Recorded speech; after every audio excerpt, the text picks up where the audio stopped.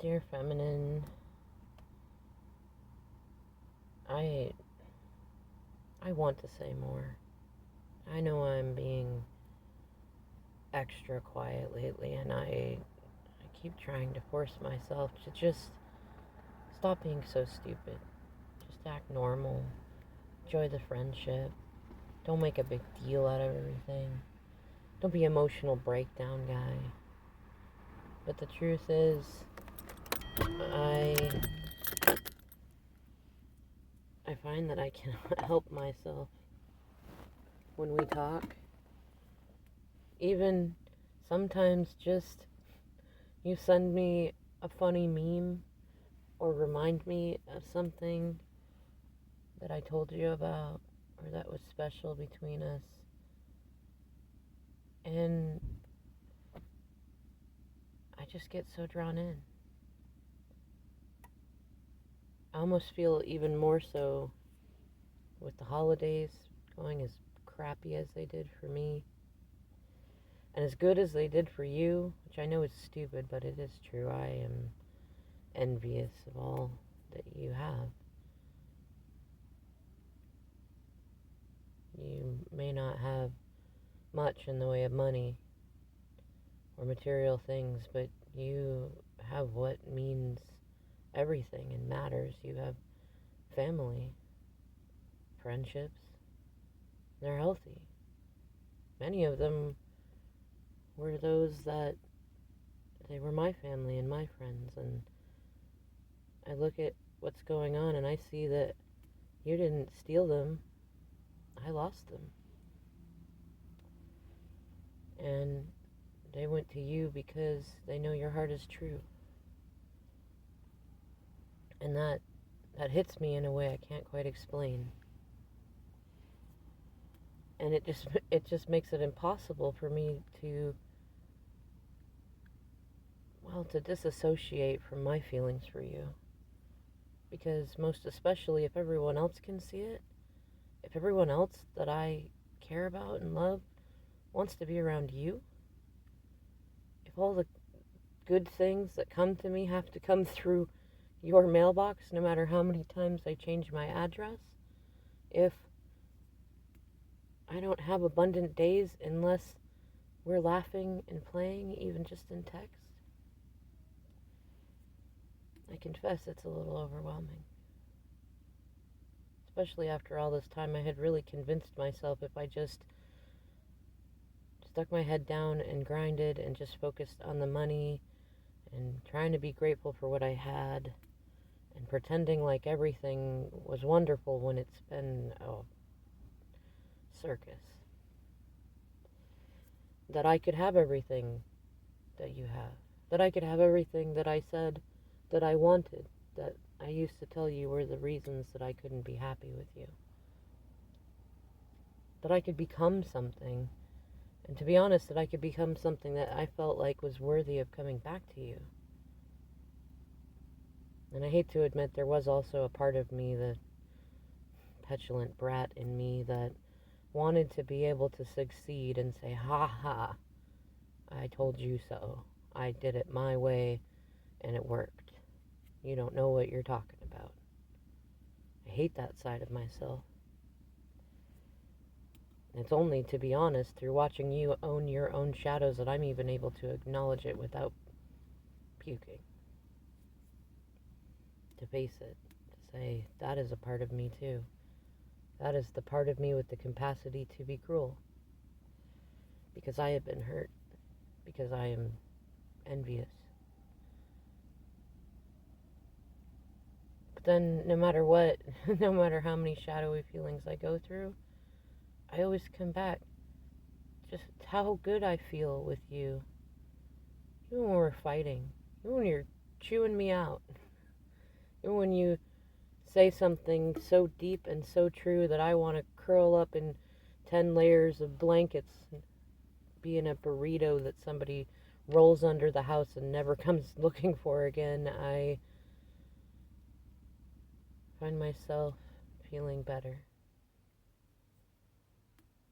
Like you know just how much carrot and how much stick your dear masculine needs. And that freaks me out too.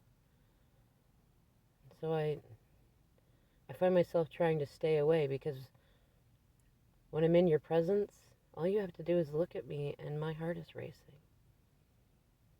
And then you speak, and especially if you're playful, my heartstrings start playing like some old lute played like a loon, out of tune but still making music in a way that it doesn't around anybody else. And even when we talk on the phone or text or message, even email, I have to confess that I lose myself. I get distracted from everything. Work, the circus at home, all of it. And the distracting part is trying to fight how much I miss you, and how much I just want to come home. How much I wish I could just wake up and still be in your arms and you in mine and realize this whole time it's just been one big nightmare. That I didn't really do these things, and I didn't really become this person, and I haven't really failed this bad. And I couldn't really have been so mad about so many stupid things. Though I know that I've made a mess that is not as simple as just waking up from a nightmare. And I know that I need to face it. Though I'm still caught in my shadows enough that I'm just not ready to yet. And sometimes you make me mad even in that, because I feel like I can do that with you. Like I can have distance and space, separations, breakups. I could even not talk to you. I feel like I could not talk to you for 10 years, and when I was ready, pick up the conversation, and you'd be just as cheerful, just as playful, just as sassy, and still completely in love with me, and ready to pick up wherever we are, and not worry about a thing. And Feminine, I have never had that with anybody in my life. Not from my parents, not from my family, not from my friends, or any of the other feminines I've been with. You're the only one I feel like I don't need a backup plan with. And that makes me feel terrible for how many times I created distance between us by thinking that I did. By thinking that your love was a trick. By letting my fear get the better of me. By being so afraid for you to really see me. And now I see that you do see me, and that you always have. That you see me in ways that no one else ever has or ever could. And you even make me realize that was by my own choice. Because I wasn't pretending when we met. Because I was done with pretending. Done with getting mad about everything. Done with taking everything too damn seriously. Done making choices trying to please people who wouldn't be happy no matter what I did. And that's when I met my feminine. That's when I met you. And that scares me too. Especially because now I see that you hold faith in me, and no matter what I do, no matter how terrible, no matter how cruel, you refuse. You are more stubborn than I am. I could never win a pissing contest with you. I could never best you in an argument. And I certainly can't lie or hide. And I just don't know how to feel about having one person in my life who always sees the best in me, and who doesn't sugarcoat and bullshit me and pretend like I don't have any bad sides. Someone who's willing to pull out her sword and sharpen it on my thighs if I should really decide that that's the energy I need to be faced with. Yet, who always comes back and is never faithless, who never believes that I am only that person that in that moment of tantrum or ego, that is the real me. I'm afraid to lose myself in you, dear feminine. I can feel like I can be whoever I want and whatever I want. I could be with you or not be with you, and you'll still love me. And it scares me.